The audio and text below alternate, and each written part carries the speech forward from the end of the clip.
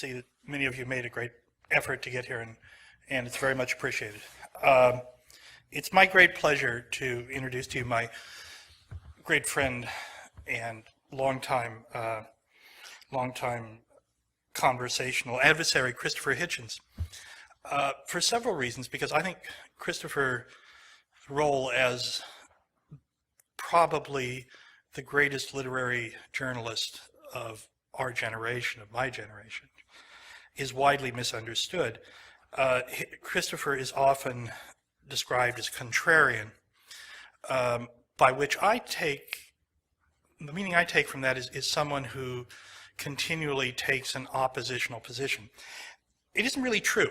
Christopher Hitchens has stood for things, and he has maintained them, things like free expression, things like open inquiry, things like humane and decent societies. He stood for those things when other people were willing to let them go by the boards. I guess that makes him a contrarian, but I think of him more as he puts it, as somebody who comes from the other island, whose family did at least. To me, he's a rooted man. He's rooted in great things, things of great value, and we're going to talk about some of them tonight. We're going to disagree about some of them, and then we'll hear from you.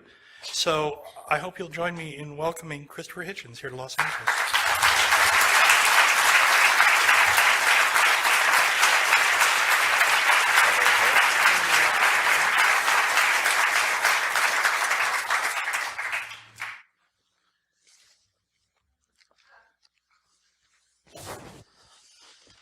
We got that bit right. Did indeed. They think it's Lucozade or something. Should I start? Should I respond? Well, yes, please do. Well, that was extremely handsome of you, I must say. And I want to tell the people who've been good enough to come tonight, thank you very much, by the way, ladies and gentlemen, brothers and sisters, comrades, friends. Oh, I see nervous reluctance to applaud at any. That I've been up and down the country with this book, and I've been debating with Baptists in North Carolina and rabbis in Coral Gables and Al Sharpton in New York and so on. But this is actually the only evening that I booked on this trip on which I feel nervous at all. And that's because Mr. Rutten here, with whom as he says, I've been discussing for many years, really does know what he's talking about.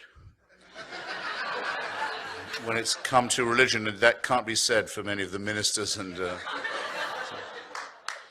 if I wanted to ask anyone, I have sometimes had to ask, what exactly is the difference between a Melkite Greek Catholic and a Greek Orthodox and a Maronite in Lebanon? There's only one person I would know to call who would know the answer to this.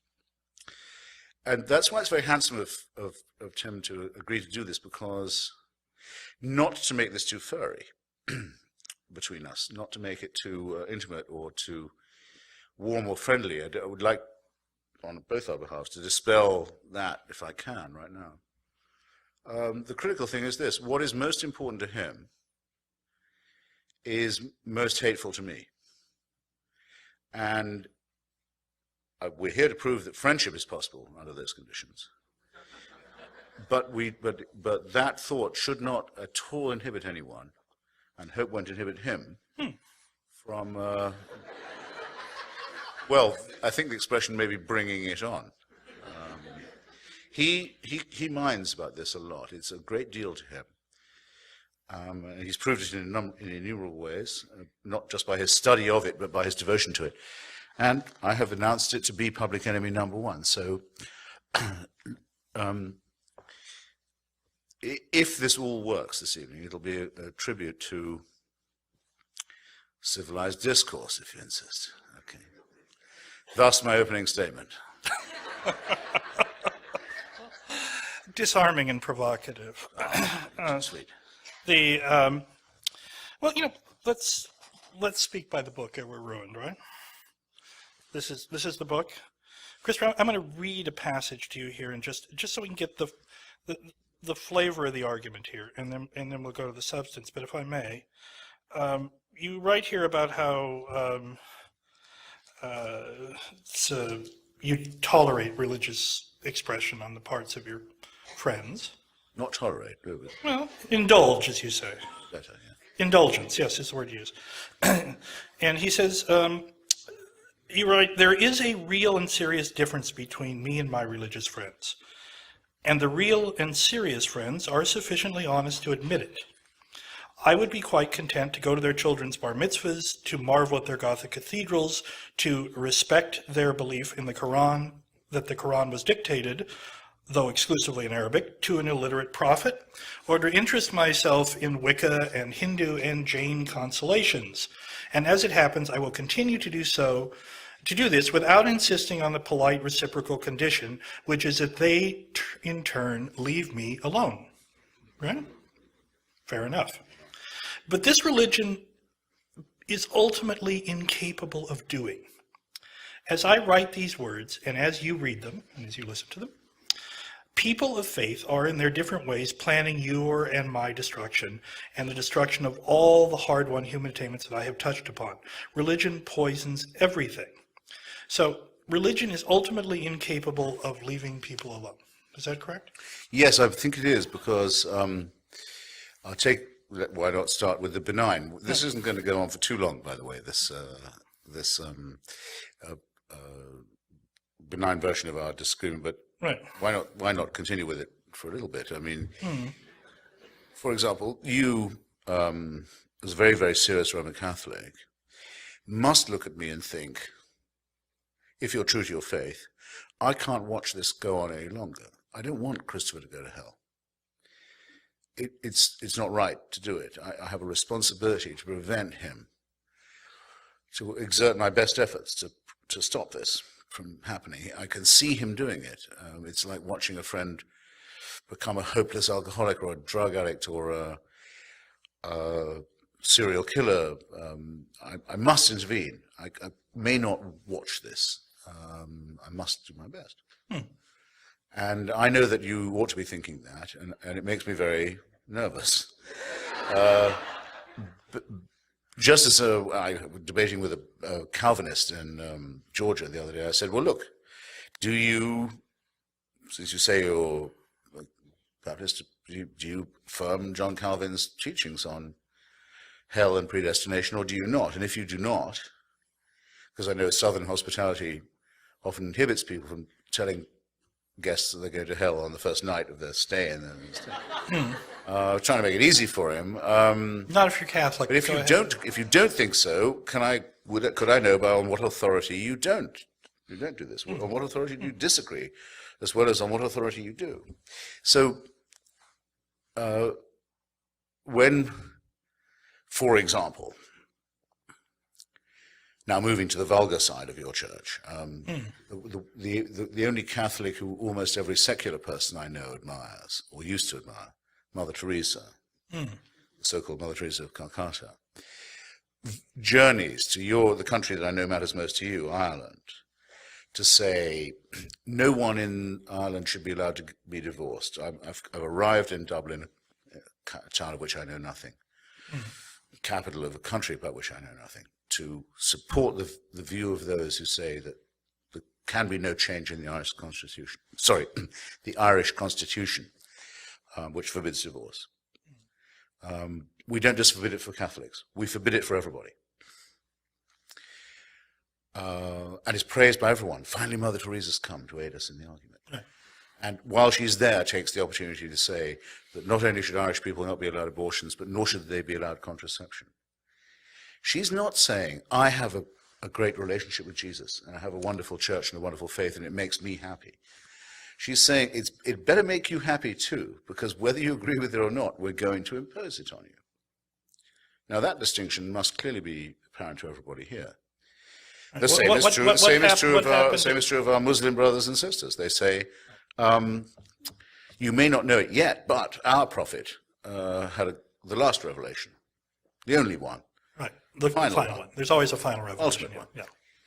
Your revelations were not bad. We agree with you about the virgin birth. We agree with you about various of the more horrible Mosaic prohibitions. You notice that Islam plagiarizes from Judaism and Christianity only the most horrible bits and leaves out the Greek stuff. It does. But they do all that. They say, well, we even think you're people of the book. They tolerate you, in other words. They say, we tolerate you. I'm not going to be tolerated by these people. They say, but we've got something last and final, ultimate. You only need this one book. If you only get round to believing it, you would be happy. But we can't be happy until you do. Now, I'm very sorry. I'm extremely sorry to say this, and I'll put it as mildly as I can, but I decline to be spoken to in that tone of voice by anybody. I hope that's plain. Fair enough. I hope that's absolutely plain. I won't be talked to like that. I'm not going to be tolerated by the admirers of an illiterate Middle Eastern peasantry. No, I see that. I think we'd be better off outgrowing it. We've all, this is also a bit of, if I may say, the method of this book, which I enjoy immensely. By the way, I do agree with Shalom Aleichem that in the shtetl there were only two people who were really serious about God. One was the rabbi, and the other was the village atheist. Everybody else was just sort of going along. Now, No, but wait, I have to do this now. You've done Go that. right ahead. The third was the guy, it's mentioned in a great story by Irving Howe, which I think he borrowed from Isaac Singer, the man who stands on the wall of the shtetl. I think it's the town of Helm. And when the visitors come, he's always standing on the city wall looking out over the plains. And they ask him, well, what are you doing there, just standing there? And he said, no, I'm not just standing here. They pay me to stand here. Well, what do they pay you to do, standing there? Well, they pay me to watch out for the Messiah and to tell and ring this bell when he's coming. And they say, so what's it like? He said, well, steady work. That's true enough. That's true enough. It's man-made, ladies. It's man-made, yes, and constructed in much the same clever way that this argument is constructed, because we've slid from the debatable point to the inarguable ones. And the debatable, but I want to circle back to that debatable point because we have experience to draw on. You and I have been friends for how many years? Well, I remember very distinctly when I first met you, which would have to be 83. 83. So we're getting on for a quarter of a century. Or a quarter of a century. Of doing this. And we even did a film Yes. together on religion. Mr. Rutten and I circled Los Angeles interviewing everyone from Lubavitcher rabbis to New Age mavens to Wiccans and Satanists. And the people who worship the atomic bomb. Remember them? Yes, I remember They the were bomb. they were the followers of a deranged Polish I remember countess. the bomb worshippers, but then eschatology is one of my big worries, especially now, because all religion, in a sense, has to hope for the end of days. Right. Does hope for it, But Christopher, secretly or openly, wants this to be over. It's one of the things I don't like, I have to say. well, of course, yeah. But They can. I don't mind if they go, but I don't want them taking me with them. Rapture yourself, big boy. But Christopher, in all this time, have I ever made a single proselytizing remark to you? No, you have not, but and it wouldn't be your style. But that's why I took you up, perhaps preemptively, on your very serious and devout Catholicism. In that, I think it could perhaps only have been good manners. No, I don't mean to mock. I don't mean to say anything. What about just respect for another person's conscience? Indeed, but you ought to have said to me, "Look, Christopher, at least in your own, within what I understand to be your own lights, and you could very well contradict me now, and I'd have to accept your negation. But it seems to me, from what I've read of your doctrine, that you ought not to be watching me without trying to save me. A word from you would have impressed me, by the way, if you'd said, look, Christopher, that was fun. We had a great evening. Most of our friends are secularists. We all know the jokes that we can make. But do you mind if I just detain you for a minute before you go home? Are you sure? Are you sure I can't help you to save yourself? But that would be profoundly disrespectful. No, I wouldn't have minded in the It least. would be, yes, it would. Someone might ask you a question, and you would be available in response. But I think this undercuts this notion that and it's one of the threads that runs through this book is the necessity of making valid arguments in this absolutist way. And I wonder, is it necessary to state these propositions quite so absolutely to find any use in them? To say that some forms of religious expression are destructive, just in the same way. I mean, look, there are some religious systems and sets of religious beliefs, like some people, who are no damn good. But that's not the tenor. That's not the tenor of the argument you've advanced here. No, I mean, I'm only a poorly evolved mammal, half a chromosome away from a chimpanzee. Or the pig, as you point out. Or indeed able to take a heart valve from a pig, and may possibly soon be in need of same. Or a skin graft, which would negate quite a lot of religion right there, by the way. Kosher I'm not, okay? And I think religion shows every sign of having been invented by a species that is half a chromosome away from a chimpanzee. But I still take what the religious believe to be, in that sense, morally serious. And I can't write a book for everybody I meet, which I discovered on this tour I would essentially have had to do. They say, listen, I don't believe in the virgin birth, I don't believe in the rapture, I don't believe in predestination and hell. And so people who've said up till then that they're Catholics, Calvinists, Muslims, they say, well, that's what your texts say, that's all I can write about. If you're all going to take it a la carte and decide which bit you believe, I still want to know on which authority you don't believe it. Now, you're interviewing me, as it were. Yes. But so I shouldn't return the question. Oh, please go right ahead. If you do not believe that Jesus was born of a virgin, had God for his father, went through unbelievable suffering to be the vicarious recipient of your sin, your guilt, take it away from you, didn't in fact die, but rose again, and will come again to judge the quick and the dead. If you don't believe any of that, the Nicene Creed, you're not really a Catholic, it seems to me. This is absolutely true. And since I find great difficulty in believing that someone like you does really believe this, I don't know what book I should have written to unpersuade you of something that you can't quite apparently get your mind to assimilate. Well, I guess what I'm getting But at, I would though, say that your doubt is a point for me rather than a point against. no, I would say that one of the deficiencies in this immensely thought-provoking book is that it does not allow for the progress of religious institutions along with other human ones. And one thing that anyone who claims to be a religious believer today must have forsworn, not only in their in a formal way, but I think in their hearts, is any notion of coercion. Because religious coercion has, undoubtedly proven to be something evil. And that brings me to, if I may, since I am the interviewer, Absolutely. the point and privilege here. There's a wonderful, wonderful argument that you raise at the end of the book that you call your anticipated objection, where you go to the question of the terrible killer societies of the 20th century. Yes. Your own experience with some of them. And you lay out a series of arguments about the problem here is that if we look back across this terrible century that we've just completed, murder occurred on an unimagined and frankly still unimaginable scale, and it was done primarily by societies which were formerly atheist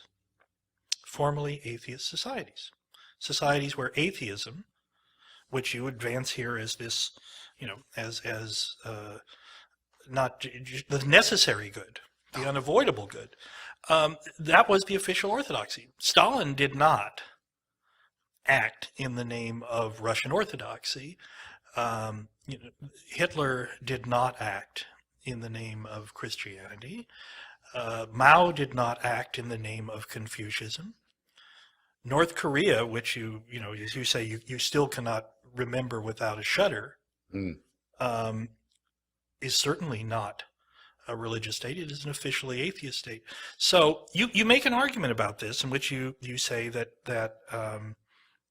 that, or suggest at least, that these states were murderous because their leaders were acting on remnant religious impulses or appropriations of religious impulses.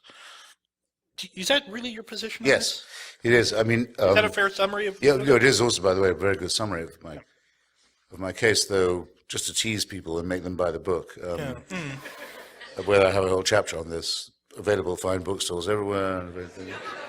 It's a very fine chapter. You don't, and I've now, because of course this question comes up at every stop, I would now be able to write that chapter. That's the great thing about writing a book, by the way. You come into contact with the people in the arguments you should have met before you wrote it. But that's a common experience of authorship, if that's not too postmodern an observation. I was still hew to what I say in it. It's not possible to say of fascism, which is the movement that invents the term totalitarian, that it's secular. It's just not possible to say so. I mean, of Mussolini, Franco, Salazar, the Ustasha, you know this very well because your church has been Slovakia. Yeah, Slovakia, yes. the head of the Nazi puppet state was actually a man in holy orders. That's right, Tiso. Your father, your Holy Father and your church has been through agony about, can't still seem to apologize quite in the right tone about that fact and its implications. So that, I think, excuses the secularist, not for everything, but doesn't implicate them, of German National Socialism. Wait a minute. You can't think of fascism as having a religious base. It was tolerated by religious conservatives and reactionaries in those societies, but certainly not. It was certainly not. I mean, in order, for example, for fascism to take hold in Bavaria, I mean, Pius XII had to gut the Catholic. Oh, I'll come to Bavaria. Yeah, all right, go ahead. Because we haven't moved into the German National Socialism, but not to be willing to concede, as at least the Church has been, that in Spain and Portugal and Italy and so on, it was essentially empowered by a concordat with the Vatican. I think you would not deny.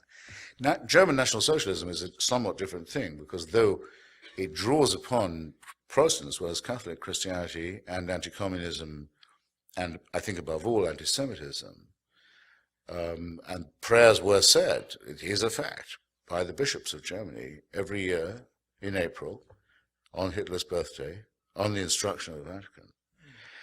You can't say that that's a Catholic movement because they wanted to replace Christianity with German paganism and Nordic myths combined with ethnic blood legends and all kinds of ghastly nonsense. And but still, you can't call that secular, by the way. It's still mythology and blood worship, and Odin is no better than any of these other imaginary figures. But it had a hatred for Christianity, I will say that, and it did also arouse some, which it didn't elsewhere so much, some very, very brave and distinguished and famous Christian opponents who paid for it with their lives and seem to have been glad to do so. Since we're going to single out Pius XII for his dereliction, we'd probably have to cite Pius XI for Mitbrunner Sonnigen. Yeah, but it's kind of amazing that the anti-Nazi Pope dies in 1939 and the pro-Nazi Pope is appointed by God in 1940. That seems like a lot to expect of the Vicar of Christ. I mean, it's a lot to believe if you are a Catholic. And so it's not, I would not say National Socialism was secular in any sense at all, let alone atheist. And then remember of the third pillar of the Axis powers, the terrifying dictatorship of Hirohito. It's held in power by two considerations. One, its leader is not godly, but is a god. Is himself a god, yes? And its ideology is Zen Buddhism, which is the training of its soldiers. I saw Shinto, not Zen. No, Zen too. Brian Victoria's book, which I mentioned in my book, Zen at War, absolutely confirms it. Zen discipline was the order of the day in the Japanese Imperial Army. Shinto too, I think it was actually more Shinto that trained the kamikaze idea, but Zen as well. The leader is himself a god. That's not a secular state by any means. By the way, I don't know if this is true because I haven't checked, but it comes from a good source. Some of you may know Michael Krasny, who does this brilliant show on interviewed me the other day in San Francisco, home of the American Buddhist. Said, had I followed the genocide trials in Cambodia? And I said, you know what, I've been busy, I haven't been doing this. I probably should have done, I'd used to. Civil society has recovered in Cambodia to the extent that it looks as if the Khmer Rouge criminals are going to be tried for genocide now. Right. The Buddhist party in Cambodia doesn't want it. It says, why do this? All those people who were killed had committed sins in previous lives. This is a mental surrender, and a moral one too.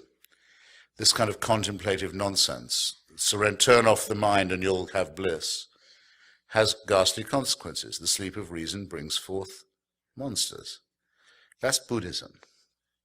But that's Buddhism, the resort that everyone goes to when they've exhausted monotheism. right, I think it's a fair point. It's a fair point. But Well, I haven't got to Stalin yet, by the way. Wait a minute, it leaves aside the fact that the killer, upon whom they're commenting or making this moral surrender, was in fact an atheist. No. Well, the name of you mean in Cambodia? I mean Pol Pot. Yes. Yeah. Well, in Cambodia, all I know, and I know this much, is that the ruling power, the mysterious, ultimate, absolute, was called the Angkar, which is a reference back to Angkor Wat and the ancient Buddhist mysterious dictatorship that existed in the Stone Age of Indochina. Right. And you'll find, if you look into it, that the current extremely repellent dictatorship in Burma is also the great builder of Buddhist temples and the great mass producer of Buddhist statues and rules in the name of Buddhism, as did Lon Nol's original army in Cambodia that was the agent of the United States invasion of the country, and defender and profiteer from it. So I'm not so sure that I'm not so sure that if you change your climate from east to west that you escape human irrationality or servility. It seems to me that it follows you wherever you go, as long as you're willing to surrender your mind and to put your trust in faith. I think the outcomes there are always the same. Sleep of reason will bring forth monsters. I may not know much, but I think I know that much. I think that's quite correct, but it doesn't get around the fact that Pol Pot and the Khmer Rouge were an officially atheist party. Well, I'm not sure, you see, if they were. I think they had Buddhist, a sort of ancient ethnic, pseudo-confessional, mystical nationalism to them. And I haven't answered your question about Stalin yet, and because I've babbled a bit, I ought to. I don't want anyone to think I've dodged it. Well, put it like this, with communism, which is, unlike fascism and National Socialism, officially materialistic. You're Joseph Stalin. It's 1917 in Russia.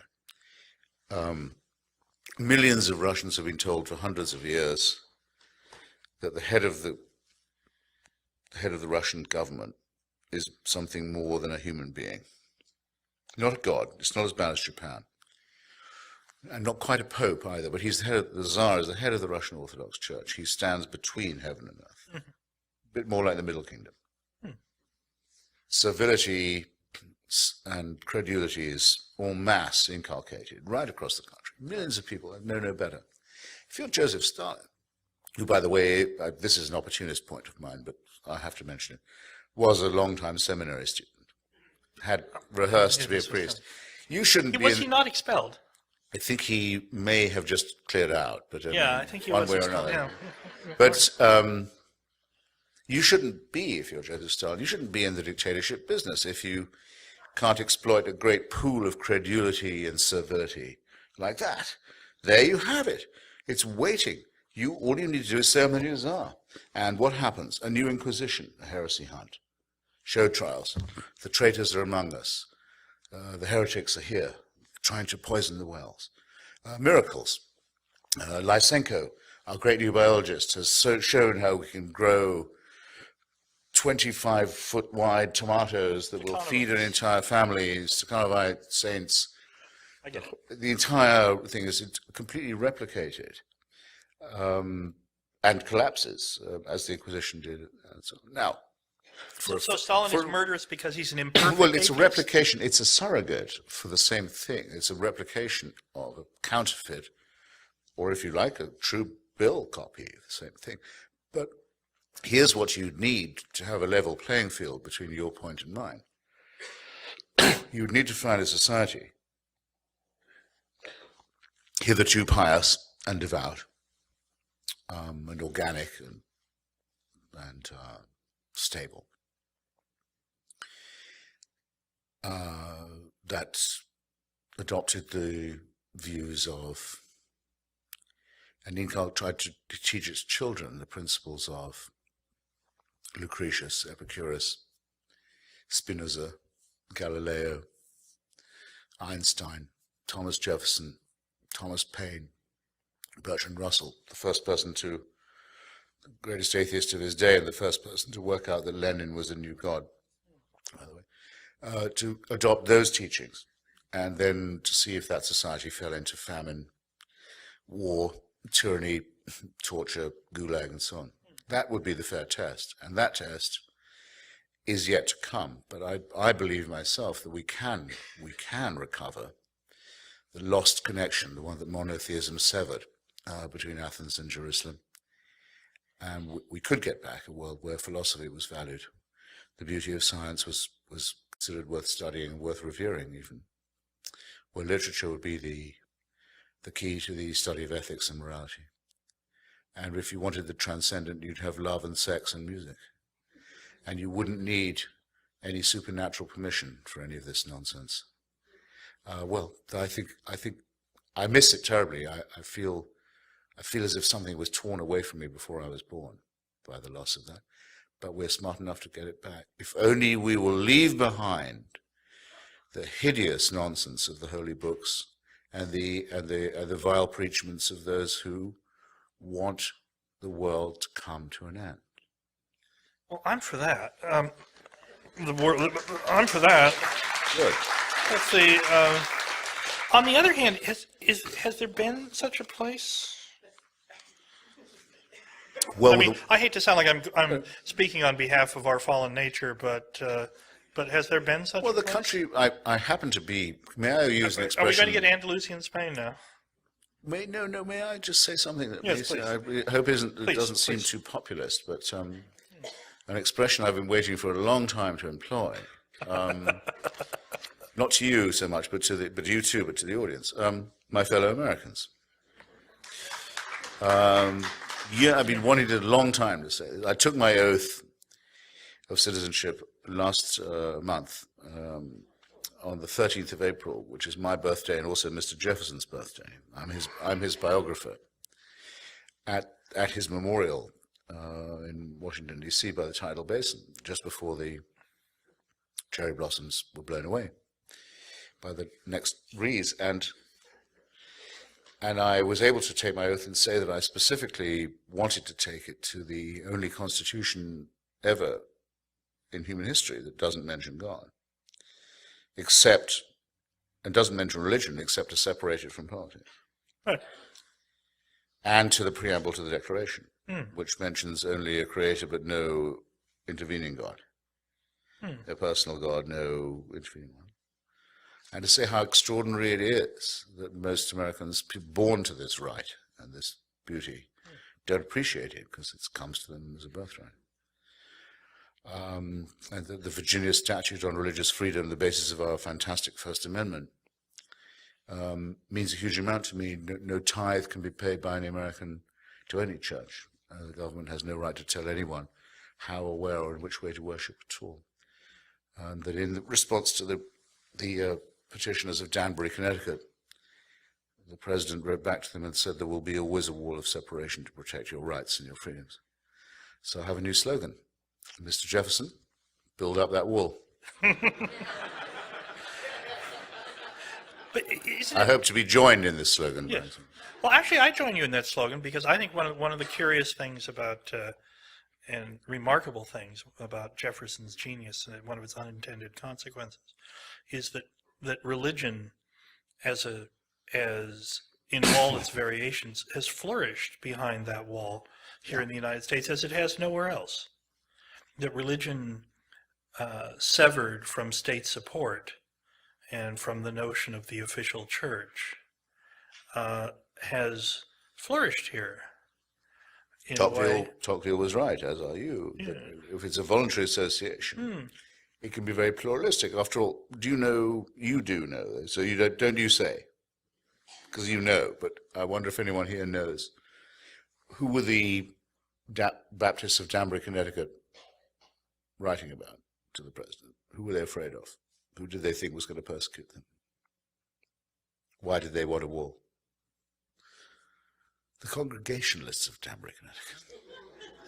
Vicious congregations. That's who they were afraid of. Vicious bands of roving congregations. Who was killing the Quakers in Pennsylvania? The Presbyterians of Pennsylvania. In Maryland, at the time of before the Constitutional Convention, you could only be in office if you were a Catholic. In New York, you couldn't be in office if you were a Catholic. Right? In Georgia, you had to say you were a Protestant, whatever that meant. In Rhode Island, you could not be a Jew and hold office. In Connecticut, else. you could be a Jew and hold office, but you couldn't be a Catholic and hold office. It was going to be religious chaos on the European scale. Unbelievably, we had the Philadelphia Enlightenment that said, no, we don't have to go through this again. The United States will be different about this. We won't allow it. There will be no such test. There will be no such. People should know only how lucky they are. I think it's of the absolutely first importance to defend it. Yeah, Christopher, let me ask you this in all seriousness. This is a profoundly post 9/11 book. Yes. You wrote this book, I think, because of what occurred on 9/11 and because of the struggle that we now confront with fundamentalist jihadist Islam, or if you've called it Islamofascism. Yes. Okay. Is it possible that in making the argument there and in trying and in giving that argument as much breadth as possible, you've overlooked the virtues of religious pluralism in a country that enforces, albeit imperfectly and with continual struggle,